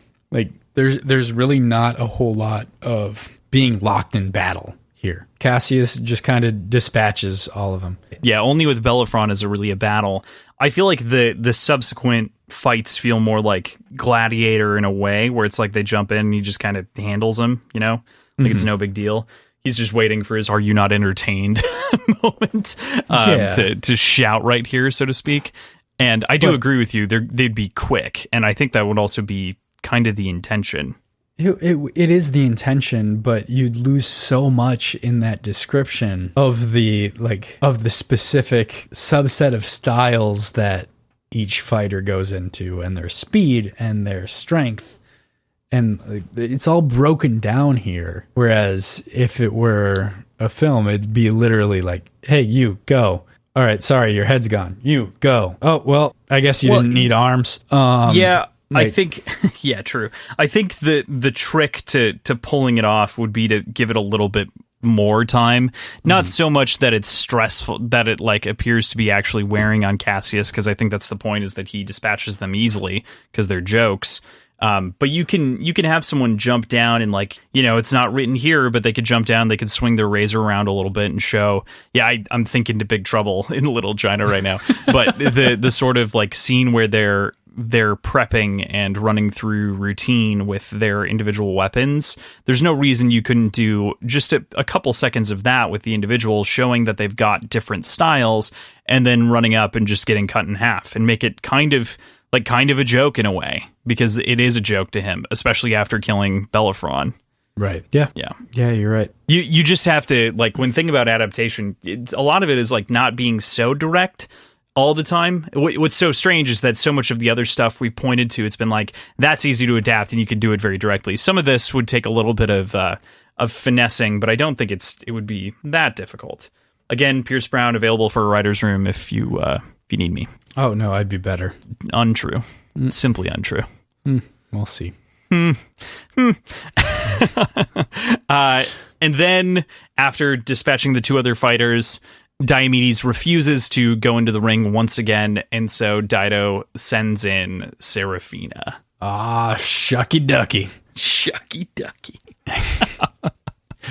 That is one of my favorite, like, exclamations, is shucky ducky. You do say it a lot.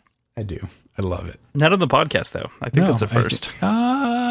First that's been published. I think I've said it in our practice books.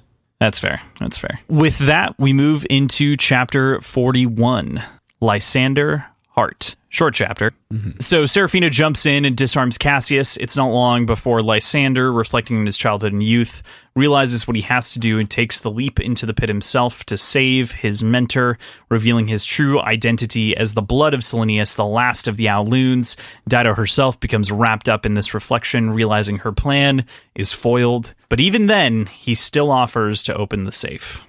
He doesn't offer to open the safe. He calls for the safe to be brought to him. Do you really think that he's not going to open the safe, PJ? No, but you can't extrapolate that. Unless you're spoiling things for me. Well, do you not extrapolate that he's going to be opening the safe? I don't. I think he's going to incinerate the entire safe. By putting in the wrong code? Yep. Deleting his proof of his lineage that he just claimed in front of everyone? Yep. I don't think so. No, of course not. Right. I guess I will apologize. I made the assumption for you, but I think it's a pretty clean. Well, of course that's the assumption. Of course that's what's happening. There's no proof yet. Peter's like, if it's not in writing, except for that whole bit where Dido is potentially hoarding food, that's not in writing anywhere. But we can presume that's happening. I said it was my guess. Fair. I know, I'm just giving you shit. You presented this as fact. What do you make of the Seraphina so easily? I mean, obviously Cassius is bleeding out, that's clear. But what do you make of her so easily disarming him, and then the whole subsequent kind of moment that leads up to Lysander revealing his identity? I mean, and how do you think it compares to Darrow revealing his identity, or having his identity revealed? Do you think it was really a fair fight? Seraphina against Cassius? Yeah. Of course not. Because it was Cassius was already 1v1 v1v1, but like four of those ones were on the same team in different intervals. Right. So I think I think Cassius is lucky to not be just dead on the floor as opposed to be bleeding out on the floor, you know? True. Not yet decapitated. Lucky to have his head.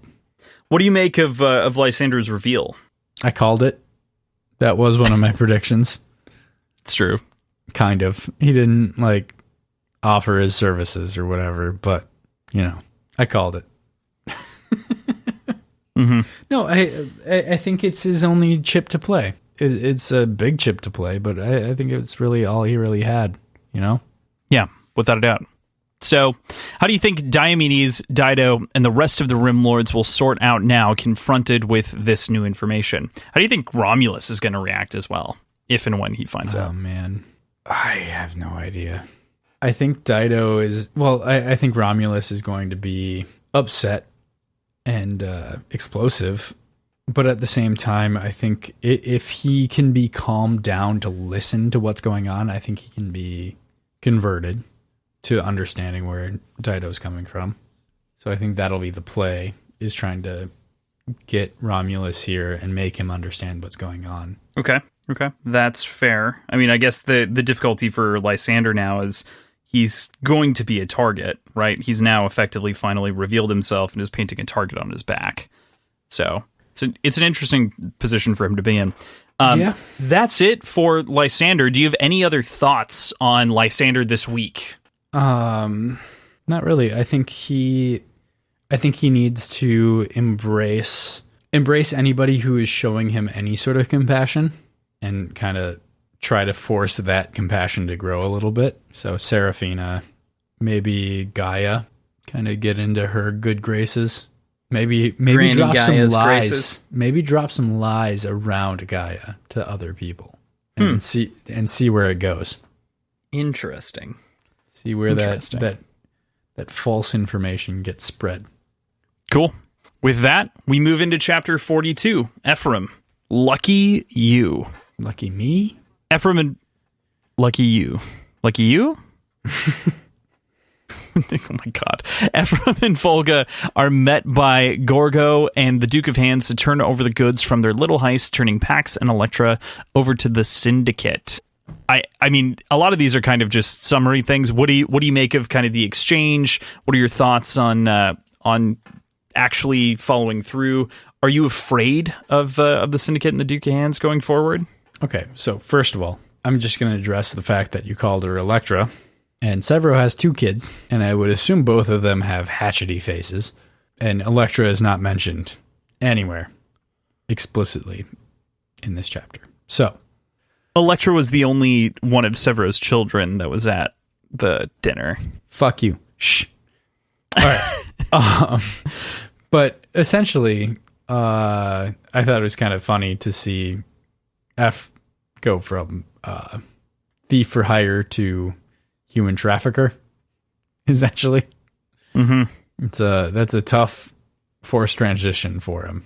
That's fair. I mean, can you imagine going from a thief to a human trafficker? I plead the 5th.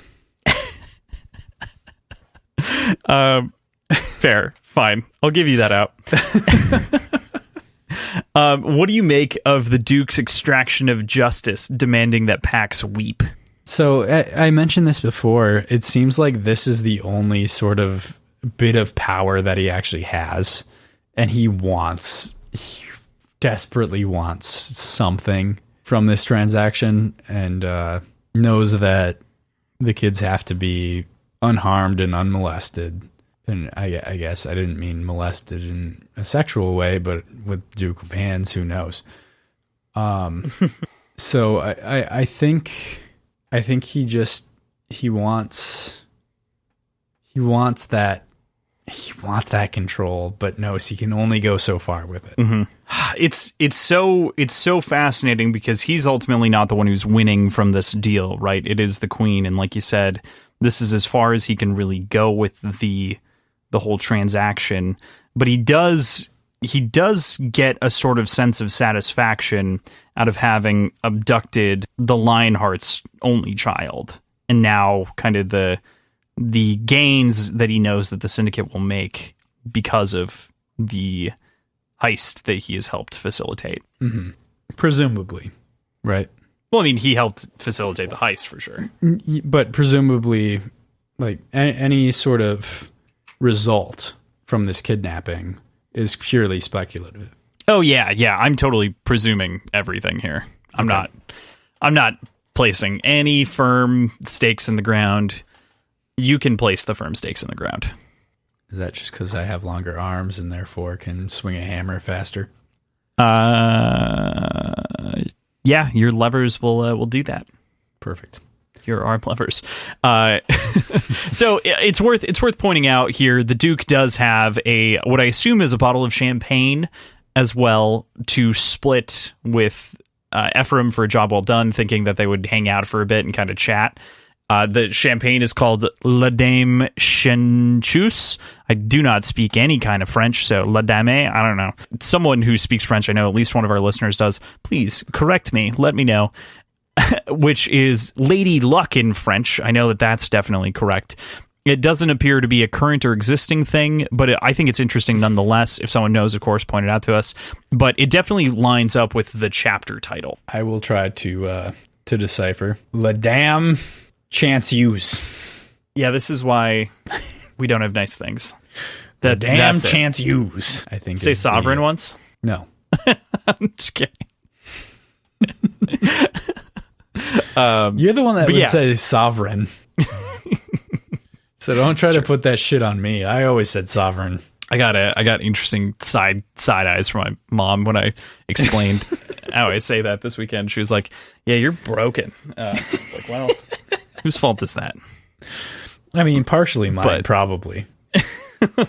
With that, though, what do you make of the Lady Luck versus the Lucky You in the title? I mean, I think it's a nod.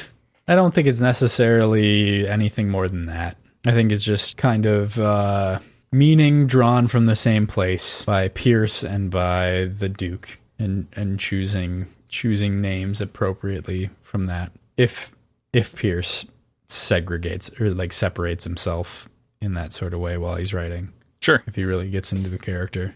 So I would think it's not necessarily happenstance, but a little bit more born out of the narrative and born out of the character from similar positions. Sure. Okay. But worse yet is the situation, of course, that they find themselves in while they're turning to leave. They find out that Lyria has escaped. F and Volga are sat in chairs as they weren't supposed to bring anyone else and interrogated about who the Red was. What'd you make of the interrogation? He handles it about as well as he could have.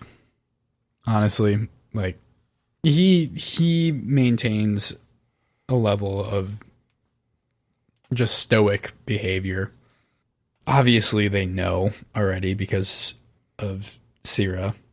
But he plays it off really well, and the use of his description of what kind of thief he is, like it's all really well done. Not enough, but well done. Good try. Yeah, one of the things that I find as an interesting kind of comparison too is the way that Volga handles it is entirely different than the way that Ephraim handles it, right? Like she gets up and she's angry about what's going to happen to the kids, and kind of all of those different components. She gets put on the ground, and he's trying to just ensure that she lives, and it's a whole mess between the two of them. Mm-hmm.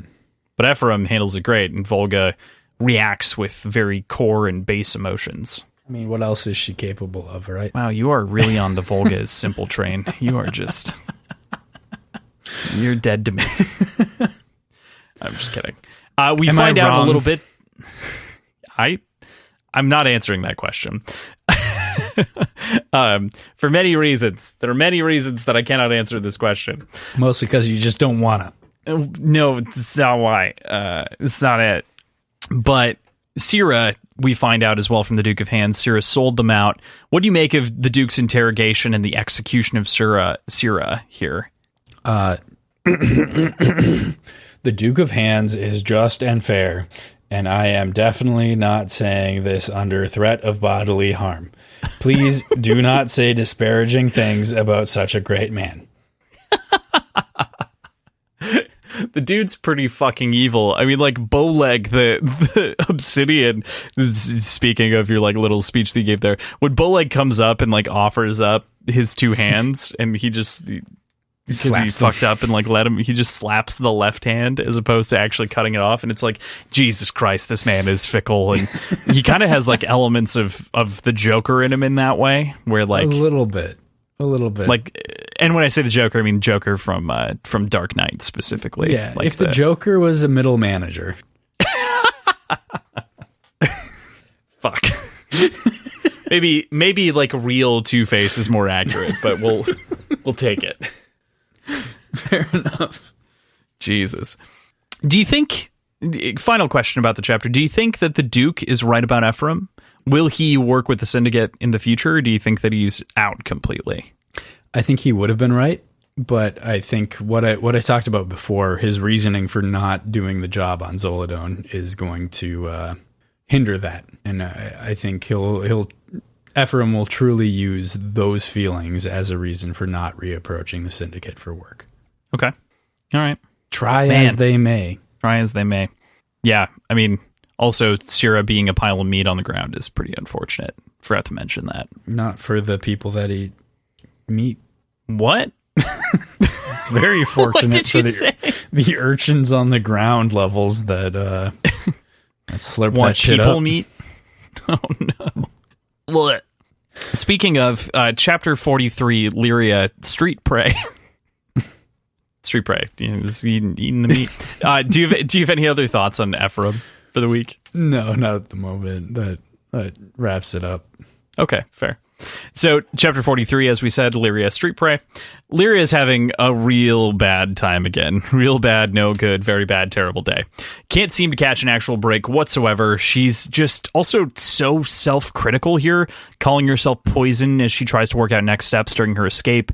She's reflecting on life and wishes that she was still in the mines, which is just so tragic to wish for that kind of home, that sense of familiarity, of course, but also the sort of threat that they lived under even when they were there. Sure, it's familiar, but geez, just a lot. Dear Diary, today I was used as an instrument of terrorism and child abduction. I've had a pretty tough time with it. Maybe I'll sneak some of Sophocles' jelly beans, because damn it, I've earned it. That's kind of what I feel about that whole thing. The great work inserting Lyria's diary back in here. Oh man, it's fuck. You're right though. She should sneak some jelly beans because Jesus, she's had a rough day. Right. I assume she has like a little I assume like I have a little treat bag that clips onto my my belt for my dog. She has the same kind of thing that's just filled with jelly beans. And I would steal most of them if I were in her position. I fucking love jelly beans.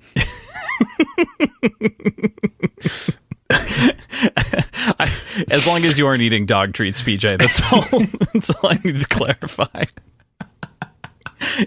If you're eating dog treats, we're going to have a problem. I haven't actually tasted one, but I've been tempted. I want to know what he likes about them. I want to know what they taste like. No, don't do it. Oh, man. And then, Jesus fuck, the run-in with the Reds, the street Reds, is just awful. It's one of the things that I love about Lyria, Lysander, and Ephraim stories are how they break down the colors and kind of remove the sort of monomyth that's about them. We're like, all grays are soldiers, but some soldiers are different than others. Some are police, some are new, and so it makes the world feel more alive. Each of these different colors and cultures isn't a monoculture, but a microcosm of a social strata in its own right. Each of these people are different, and it's not like we didn't have this before to the varying degrees, and I think Orion is the biggest example that comes to mind versus the other blues, but we didn't get to see it this much. These guys are like de facto disgusting, gross men that would harass a woman on the New York train. Same kind of idea. Yeah. So and they're all red. So while I get what you're saying here, this kind of reinforces the scum that is red to a certain extent, doesn't it? No, because I don't think that that's necessarily full true. It's right? not like full not true. every red. It's not every red is. I agree. I agree completely, but it's interesting to see Lyria drop into this position where her really most serious adversary in this moment is the embodiment of what high gold society views red as. It's almost poetic in that sense. Isn't necessarily it doesn't paint red in a good light. And it's a product of the city, and it's a product of where they grew up. But at the same time, Lyria doesn't act like that, and she had the most shit hand that anybody's ever been dealt, Right. And I think that's kind of what I'm trying to get to, is that like we've seen so many of the different color perspectives that we can understand that it isn't just like all reds are slaves, but they have different personalities. There are, like I said, social strata that exist. There are still scum. There are still good, upstanding people. There are people who are, like Lyria, who have some form of morals instilled in them. And It's unfortunate. Mm-hmm. Exactly. But then she gets blasted. She basically accidentally disintegrates one of their heads, right? Essentially. I think it was a leg. Or it was if I remember correctly. Oh yeah, because he was screaming about it. Yeah, right. Yep. And then all the rest of them are freaking out. Yep. Yeah, it's good for her. I mean, all told, it's a good thing. We also we get a brief shortly hereafter when she runs away from the scene, now having escaped with the weapon and everything else. She gets really upset, but then she throws away the gun because she's upset about the fact that she hurt someone and that there's this weapon of violence and it's not who she wants to be.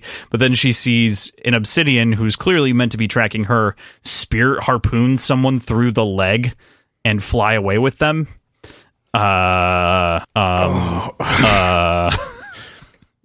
What? He's going wailing. Jesus Christ.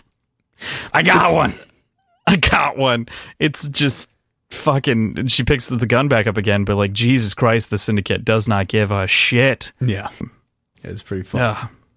And Lyria escapes, but then decides the best thing to do here is to help the Sovereign and turns herself in by walking up to a security checkpoint. I mean, you kind of skipped a whole lot of like in between there where she had to like climb some cabling until her fingers were bleeding and then walk up like it's 90 stories to the top, right? Mm-hmm. So she had to walk up a good chunk of that before she was in a good standing area of the city. Yeah, that's a fair point. It's a whole lot of strain. 90 floors is no joke. Have you ever climbed 90 floors? Probably, like, over the course of a while. Over the course of a while. No, I mean, we used to do stairs for swim practice. Do you remember that when we were in high school? Of course I do. I bet we would do 90 in a practice. I feel like we did 30 really consistently. 10 times 3. I feel like we always did sets of 10. Okay, maybe. And then three flights. 3 or 4. I can't remember. So that'd be 60 then. Because you got to go up and down. Yeah, but down doesn't really count. Yeah, I have long legs. I like skipped a lot of the steps. It's down's just easier. You got momentum on your side, you know? It's true. But still, we could have done 90. True. It would have sucked. But we could have done it. I loved stairs personally, but my favorite was always the wall sits with the oh, fuck that. With the plate that we had to pass back and forth. Fuck that. That was my least favorite thing. I'm just tiny boy, though, and that's why. Yeah, that's fair. I was just small. All right. So Lyria escapes and turns herself in. And any other thoughts on Lyria? So the last part, like the last line of that chapter is weapon detected, weapon detected, weapon detected, right? I believe so, yes. Yep. She's getting blasted away, and that is the end of Lyria. Just like Jesus automated Christ. turret coming from behind a wall. I think they were telling her to stand down or something like that. Ending the narrative. So fair enough. I salute fair you, enough. Lyria. You red stain on the concrete in front of the 89th floor. All right. So with that, we're going to move into your predictions. And I see what you have written for your own predictions, but I just want to ask you a couple of questions before we get there. They're pretty straightforward. We're in this third part. We're in the part of resolution and climax of the story, right? Right. It feels like we just hit the climaxes for a lot of these stories. What is going to happen in this part 3 to each of our characters? Death or no death is essentially what I'm boiling this down to. Well, I'm saying our main characters, because you specifically tried to keep the main characters out of the mini Deadpool, but the 4 POV characters, what are we going to see transpire with them? Because we've got, we discussed this off air, but we've got 3 episodes left. There's tons of ground yet to cover. Yeah. Almost 150 pages. I don't think any of them have a great time going forward. None of this is set up where they're just kind of eating salad and sipping on Mai Tais on the beach. Like, They're Who all eats salad on the beach? I feel like it'd get sand in it. I mean, that's your problem. Fuck. Okay, continue. Why'd you order a salad then? Why'd you suggest salad on the beach? It was on the menu, okay? Jesus. I didn't expect you to buy it. The fuck? What food would you eat on the beach then? A corn dog? I don't know.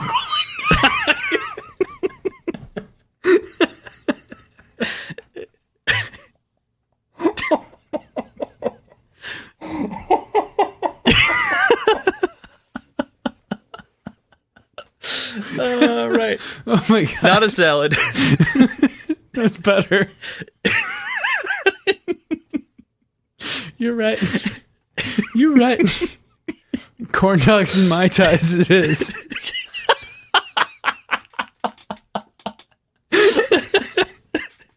Fuck. Oh no. All right. Can we come back and ground this plane? Nope. All right.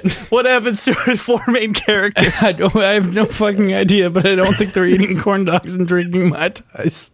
I haven't even drank that much. I haven't even finished my cocktail this episode. Oh my God. All right. Fucking shit. Oh God. All right. So you're really not sure what's going to happen with the characters. So what you did is you decided to create a mini Deadpool with the remaining characters. Yep. So I took out the characters of which we have a point of view, and I went with Cassius, Cavax, the Ash Lord, Apollonius, Romulus, Dido, and Seraphina. All right. You want to run through the names and their conditions? So I had other ones that seemed kind of softball-y. And because if I'm right, Crossland drinks, and if I'm wrong, I drink, Crossland vetoed some of them. So these are the ones that are ambiguous enough that it's the only one that I vetoed was Sophocles. Sophocles was one. Well, Lysander, I had Lysander in there. Well, right. No we just main pulled characters. off the main characters. Yeah. Right. So, Cassius, I said dead. Cavax, I said alive. The Ash Lord, I said dead. Apollonius, I said dead, which is contrary to what I said in my previous prediction. So, we'll resolve that as we get to it. Romulus, I said alive. Dido, I said more like Deado. And Seraphina, I said alive. Okay. All right. So there's the mini Deadpool. I know that I said that this was just going to be for next week. I think we'll probably just carry this until the end as general flags in the ground. But okay. That'll make sense. There's only 3 episodes left. So yep. There we go. There's only 3 episodes left. Jesus. That's pretty crazy, right? Jesus. Plus our 4th episode with those guests. And if you've gone and checked out our schedule on our website, you would know who those guests are. There's a trio of guests. That's the only hint I'm giving you. Triumvirate. So triumvirate. Next week we'll be reading chapter 44 through 51. So should be a ton of fun. We're getting to the end. We're getting to that climaxing point, like I said. So yeah. Yeah. Perfect. Cool. So that's where we'll leave you for this week. Thanks, of course, to our producers, Tim and Andrew, for helping us keep the show's lights on. Also, check out our links in the show notes. You can find our schedule, Patreon, previous episodes, our websites, our socials, all in one convenient spot at wordsandwhiskey.show. Yeah, show notes as well are just below inside of Spotify or Apple Podcasts or whatever else you use. You should be able to access everything there as well. We'll have a nice convenient link tree up sometime in the next week or 2 that Tim and I designed when we were on vacation. So perfect. Should be coming very soon. Don't forget about our contest that is going on this month of June, as well as on Instagram for the Subterranean Press copy of Dark Age. There are 2 options for entry, both through our Instagram. One is to join our Patreon, comment and like the post, or 2, leave us a review and comment your username as well as liking the post and following us so we can message you. This week's Spotlight review comes from Abe Lincoln Froman, also a member of our Patreon. So kind of a double up here, all told. Thank you so much. As a person who enjoys both words and whiskey, my Scottish heritage won't let me add the extra E. This podcast is absolutely perfect. More than that, as a diehard Howler, their Red Rising Saga coverage is second to none. I recommend it to first-time readers, fifth-time readers, and even people who have never seen a book in their life. So I shall raise this dram in the name of PJ and Cross. Thank you for spreading the bloody damn brilliant gospel of blood and barley, my good men. Thank you so much for that fantastic review. That's really nice. And if you want to interact with Abe and a number of our other patrons, you can join us on, as PJ mentioned earlier on the show, patreon.com/words and whiskey. Yes. Before I go into the final wrap up of the show, Crossland, can you explain what the Subterranean Press copy is and what it means and the significance of it? Yeah, it's a very special edition of the book. There are only 775 of them technically ever made. There's 26 that are lettered. This is not a lettered copy. They come with special bindings. They're a little bit nicer even than the one that we're doing, but we're doing one of the signed and numbered copies. So there's only 750. Our copy is 509 that we are giving out. It's got unique art that's on the inside that's only available directly inside of the book. And yeah, this is sort of the only edition of these that will ever be made. They don't do reprints or anything like that or additional runs at any point. So this is truly a unique collector's art item that we are parting with as a part of the giveaway. So it's insane. Original listing price is $350. They go for more than that now. So recommendation, get in. It's cheap. You know, it's all told, it's a cheap way of jumping in, and even free if you leave us a review. You can also, it should be well known and established, you can go to Apple Podcasts on any browser, create an Apple account right there, and leave a review without actually being on a Mac. So, or an iPhone or anything like that. You're able to do it no matter the browser, no matter the computer. So perfect. Going backwards slightly, just rewind. Abe Lincoln Froman, thank you very much for the review. I bullshit with you all the time on our Patreon Discord channel, but I really, really appreciate the words that you put forward for us. With that, thank you all, and we will see you next week. Bye.